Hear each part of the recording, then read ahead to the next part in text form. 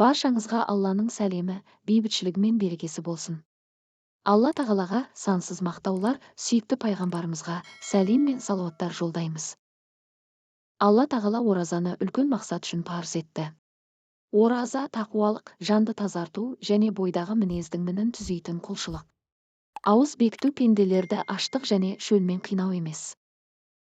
Сондықтан тұтқан ораза шариғат үкімдеріне сай және әдептері сақталса, мол жемісін береді. Алайда өкінішке орай кейбір ораза тұтушы қауым бұл үкімдер мен әдептерге мән бере бермейді. Соның салдарынан оразаларына кері әсер ететін және сауабын кемітетін қателіктерге жол береді. Міне, сол кең тараған қателіктерден сақ болыңыздар. Бұл айдың қасиеттеріне аса мән бермеу.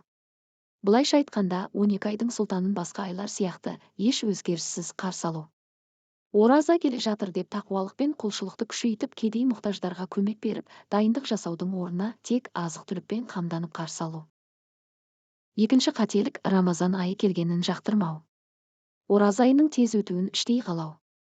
Мұндай ой құлшылықтың нәпсісіне ауыр тигендігінен және құмарын тиюға мәжбүр болғандықтан келеді.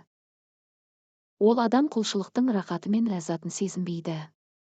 Мұндай адамдар оразаны айналасындағыларға еліктеп немесе амалсыздан тұта салады.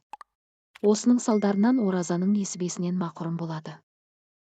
Үшінші қателік, оразаның үкімдерін үйренбеу. Қажетті сауалдарға жауап іздеуде енжарлық таныту. Рамазан оразасы парыз құлшылық, сондықтан мұсылман адам ораза қалай тұтылады, оның парызы, уәжібі, сүннеті мен мәкрух және бұзатын амалдарын білуі тиіс.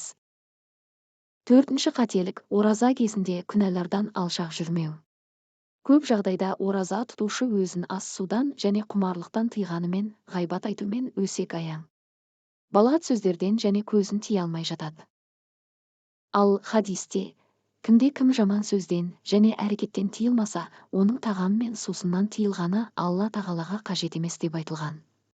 Бесінші қателік, ораза кезінде орындауға болмайды деген оймен кейбір сүннет амалдарды тәрк ету. Мәселен, дәрет алғанда су кетіп қалады деген қауіппен ауыз мұрынды шаймау. Әсілі, су жұтқыншаққа кетпесе болғаны. Пайғамбарымыздың дәреті жайлы, ол дәретті жақсылап алатын, саусақтарының арасын салалап, жақсылап мұрнына суды тартып тазалайтын, тек оразада өтпейтін деген риуаят бар. Осы секілді кейбір жандар месуакты оразаны бұзады деп күндіз қолданбайды. Ал негізі месуакты ораза тұтушы тәулік бойы қолдана беруіне болады. Алтыншы қателік, құлшылық пен қайырымдылықты тек оразада жасау. Рамазан бітісімен ақ баяғы сол күнәмен жаман әдетіне оралу. Бұл Рамазан айынан сыбағасыз қалғанын білдіреді. Оразаның олардың жан дүниесіне ешбір әсер етпегенінің белгісі. Қасиетті Рамазан айының Раббысы болған Алла тағала қалған 11 айдың жаратушысы емес пе? Ал жаратушы пендесіне әмірін орындауды және күнәдан қашуды барлық уақытта парыз еткен. Тек оразада емес.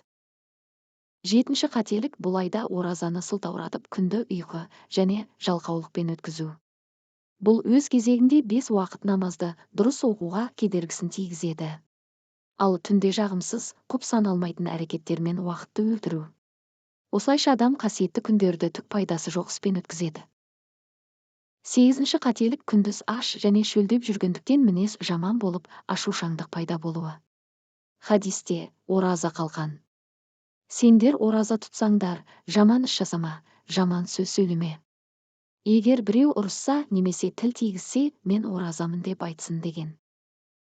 Тоғызыншы қателік, айдың соңғы күндеріндегі құлшылыққа мән бермеу. Рамазан айының басында намаз оқитын және құлшылыққа ерекше ден қойған адамдардың саны көп болады. Айдың орта шенінде олардың бірте-бірте азаяды. Ал айдың соңында тіптен. Керісінше айдың соңғы күндері құлшылықты көбейту керек. Себебі пайғамбарымыз Рамазан айының соңғы 10 күні ерекше құлшылыққа ден қоятын еді. Ораза кезінде кең таралған қателіктерді бір қайталап өтейік және олардан сақ болайық. Бұл айдың қасиеттеріне аса мән бермеу. Рамазан айы келгенін жақтырмау. Оразаның үкімдерін үйренбеу. Ораза кезінде күнәлардан алшақ жүрмеу. Ораза кезінде орындауға болмайды деген оймен кейбір сүннет амалдарды тәрк ету. Құлшылық пен қайырымдылықты тек оразада жасау. Бұл айда оразаны сылтауратып күнді ұйқы және жалқаулықпен өткізу. Күндіз аш және шөлдеп жүргендіктен мінез жаман болып, ашушаңдық пайда болуы. Айдың соңғы күндеріндегі құлшылыққа мән бермеу. Келе жатқан Рамазан айы баршамызға қайырлы болсын. Алла тағала баршамыздың дұға, тілектерімізді, сауапты істерімізді қабыл етсін.